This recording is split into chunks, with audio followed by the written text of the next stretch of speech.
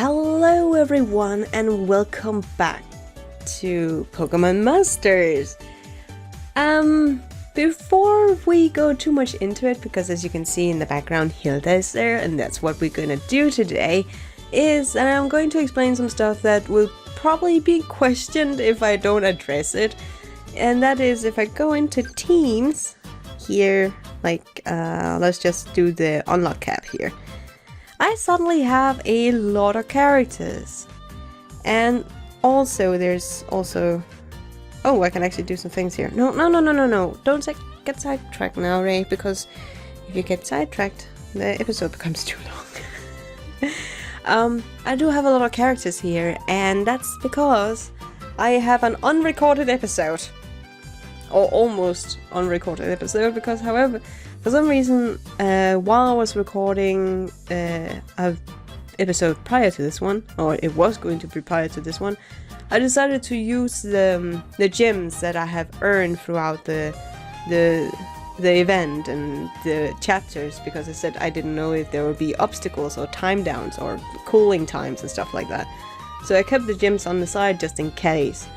And when there was nothing, I was kind of like, well, I could technically just continue on with the chapters and then just do a reveal to everyone what can we get. And that for some reason did not get recorded. My recorder crashed. So that's why I have so many characters now.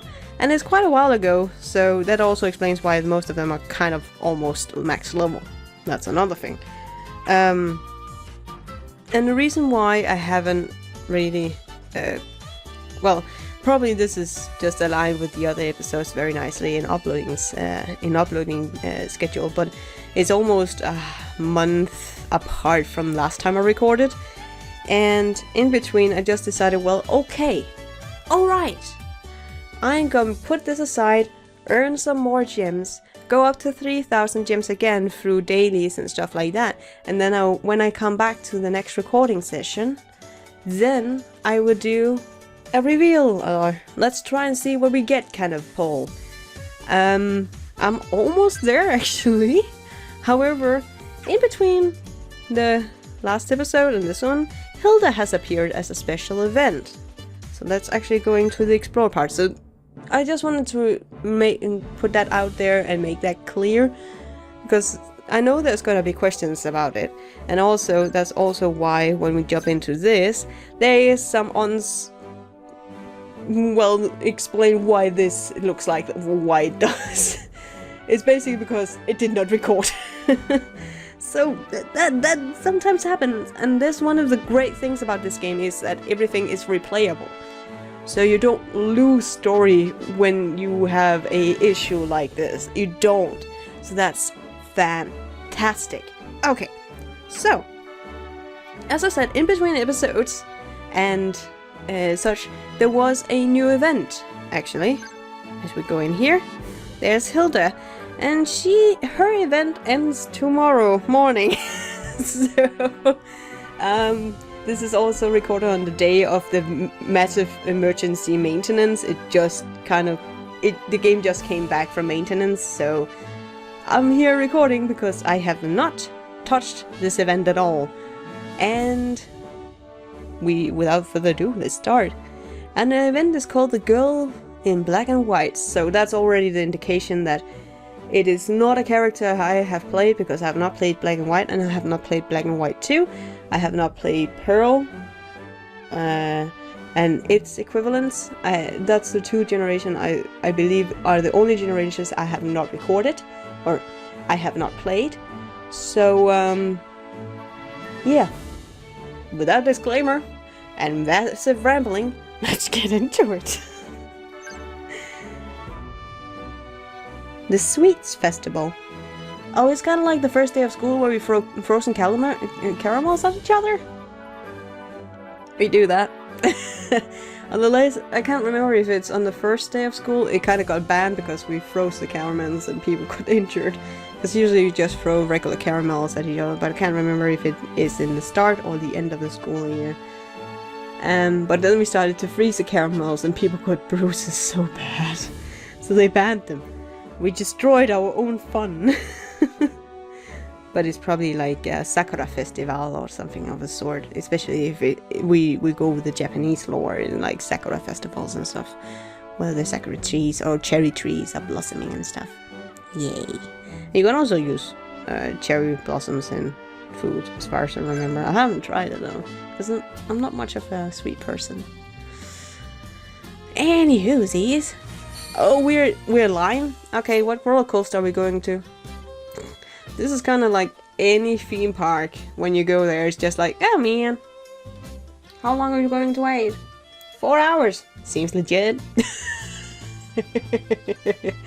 Anyway. A sweets festival had taken over the city for the day. Aww.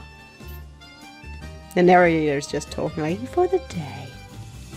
A long line of eager customers queued up in front of one of the festival's bestsellers, the famous Castelia cone from Castelia City. I'm not sure I'm pronouncing this right, but again, when it's not a voice acted game, you can't really always be 100% certain that you're pronouncing the words or the places or the names correctly, unless you've heard them before, so it's kind of also a learning curve. Oh, you're here too! Oh, she's called Hilda.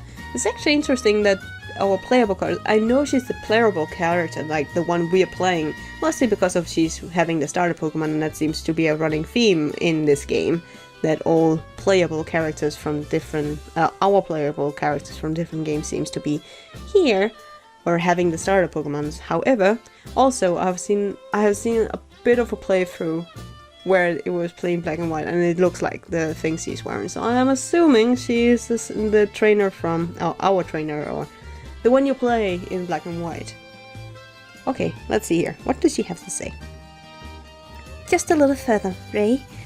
We are almost in the front. Oh yeah, it kind of assumes that you know them first of all, and then you have them in your roster rather. And we don't, because I still haven't tried for her, and I don't know if you can still try and get her. However, it's been ages since I have had a Castelia cone. I am so excited. Ah, and she's doing the same thing as me, like, ah, yay. Are they really that good? Oh, Roxanne, you be sassy. We have her actually in our roster. They really, really are. Watch. One bite and you'll be addicted. Well, then I will not. Children. Then what should be in it? Then I question what is in it. Just a tiny bit. Plus they made it look like Vanillite. I was going to say vanille, but it's definitely not vanilla. It's vanillite, I think. I hope. I wish there was more voice acting to it, even though I have the Japanese version running and then English subtitles. That's also how I like my anime. Anyway, so they are really cute too. Wait, that's Pokemon then. Probably from Black and White that I have not seen. The only Pokemon from Black and White I have seen, I think probably and associate with Black and White, is Metalreita. That's the only Pokemon I think I really relate to on that part. Mama. Oh, I already know what they look like. I did some research before coming here today. I like her dress though. Even though I'm not a dressy dress person, I actually kind of like Roxanne's dress.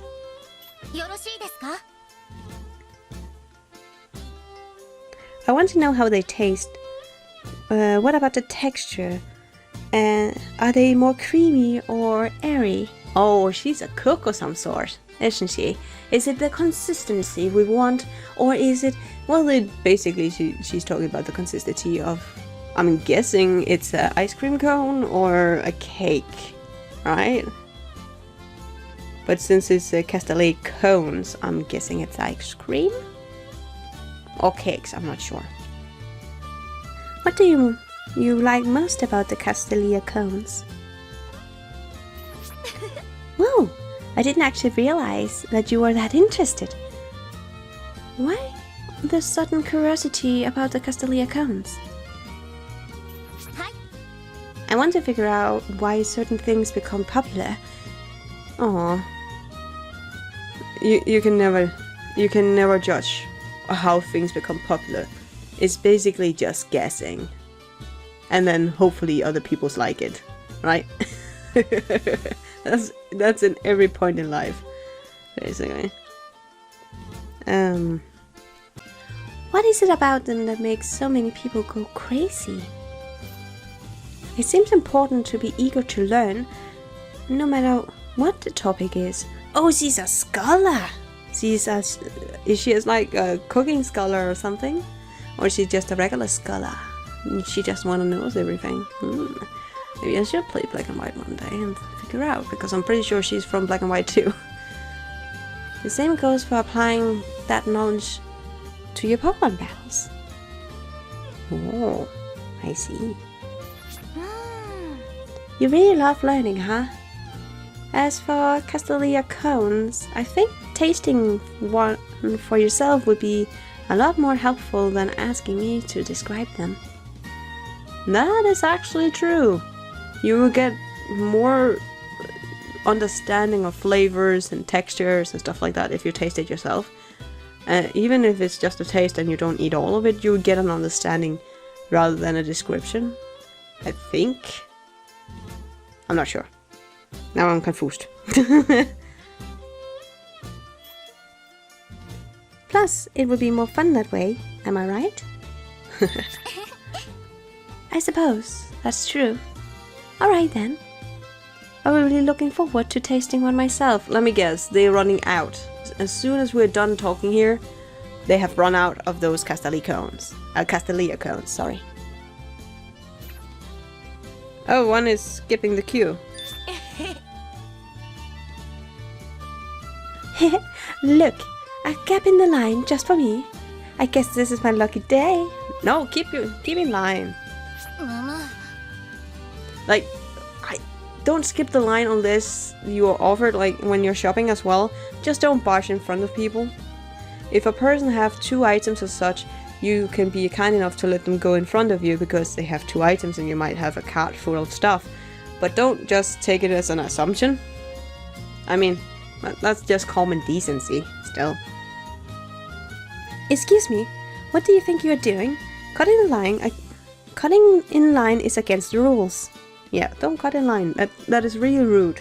We all have places to go and you're no more important than anyone else, kind of thing. Anywho. Who cares? What's the big deal anyways? You can't expect me to wait for a line for hours to just get a dumb ice cream. So it is, first of all, ice cream. Second of all, we probably waited for hours. So can you, sweetie. You're not more important than anyone else. Don't be spoiled. It seems like this game is mostly about teaching people values. Like, don't be indecent. Don't be a spoiled brat. Don't just be decent. That's fine. Dumb ice cream? Dumb ice cream? Oh, now you did it. Castelia cones are famous, and they will always say that immediately, even in Castelia City, where they are originally from. Waiting in line for hours to get your hands on one is part of what makes it so delicious. You really don't get it all. You really don't get it at all, do you? Jeez. Someone woke up on the wrong side of the bed this morning. Regardless, I will not tolerate rule breaking. Now march yourself right to the back of the line. Look at the ranger in the background going like, yeah, they are starting a cat fight. Kick her butt. Oh, that was the story. Okay, so I'm guessing we're going to fight her in the next one, right? Are we going to fight her? Like, is the next part fighting her? Yep, it is. A team-up battle. First time team-up. Okay. Okay, I was for a second I thought like, wait, what? Hold on a second. I can't co-op get battles yet because I have not passed chapter 11. Because that's apparently what you have to do the co-op parts of the events. However, the main story part is only on the single player as far as I've understood. So for now, single player is fine. So let's see here. We just go in and give her a let's give her a tough lesson. Oh, it's actually already indicated what level you have to be in and stuff like that. Okay. So at least we didn't have to train for this one. So let's just go in and see. Because oh wait, I think I actually have it on auto.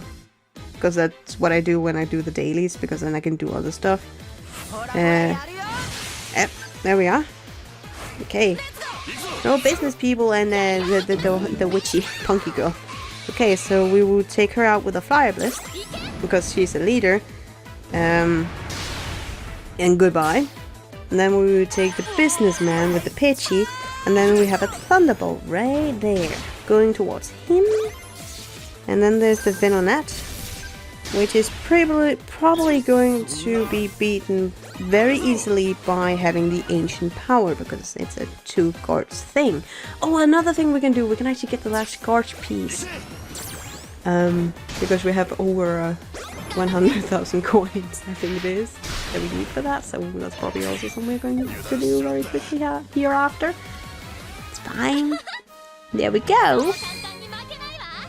That was easy, that was a quick battle. Like, I usually take the battles even though I have a lot of rambling to do and there's some story parts. Usually the battles are not those that take time, it's storylines, which is always the more intriguing parts for me.